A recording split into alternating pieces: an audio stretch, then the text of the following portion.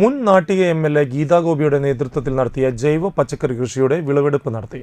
മുൻ MLAയും സംസ്ഥാന housing board മെമ്പറുമായ Gita Gopi തന്റെ നാട്ടികയിലുള്ള വീട്ടിലാണ് ഇത്തവണയും പച്ചക്കറി കൃഷി നടത്തി മികച്ച വിളവ് ലഭിച്ചത്. ജൈവവളം മാത്രം ഉപയോഗിച്ചാണ് കൃഷി നടത്തിയത്. ഭർത്താവ് ഗോപി, സുഹൃത്ത് വിശ്വംഭരൻ എന്നിവരാണ് കൃഷിക്ക് ഗീതാ ഗോപിക്ക് സഹായത്തിനായുള്ളത്. കഴിഞ്ഞ വർഷങ്ങളിലും നാട്ടിക പഴയ കോട്ടൺ മില്ലിന് സമീപമുള്ള തന്റെ വീട്ടിൽ കൃഷി നടത്തിയിരുന്നു. തക്കാളി, പച്ചമുളക്, വഴുതന എന്നിവയാണ് വിളവെടുത്തത്.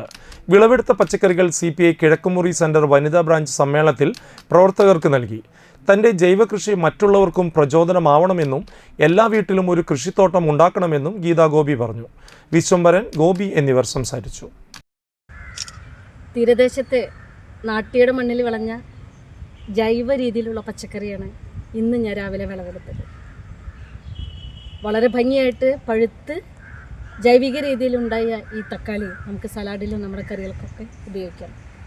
എന്തൊക്കെ തന്നെയാലും ഇന്ന് കിട്ടിയത് ഒരു കൊട്ട എനിക്ക് വെയിറ്റ് കൊണ്ട് പിടിക്കാൻ പറ്റിയില്ല. അതുകൊണ്ടാണ് ഇത് ഇങ്ങനെ ഞങ്ങൾ നിങ്ങളുടെ മുന്നിൽ ലൈവായിട്ട് വന്നത്. ഇത് ഇത്രയും മാത്രം തക്കാളി നമുക്ക് ഉണ്ടാക്കാൻ സാധിച്ചു. പിന്നെ അപ്പുറത്ത് കൊത്തമരണ്ട്, കുറ്റി വഴുതന ഏകദേശം വിളവെടുക്കാനായിട്ടുണ്ട്.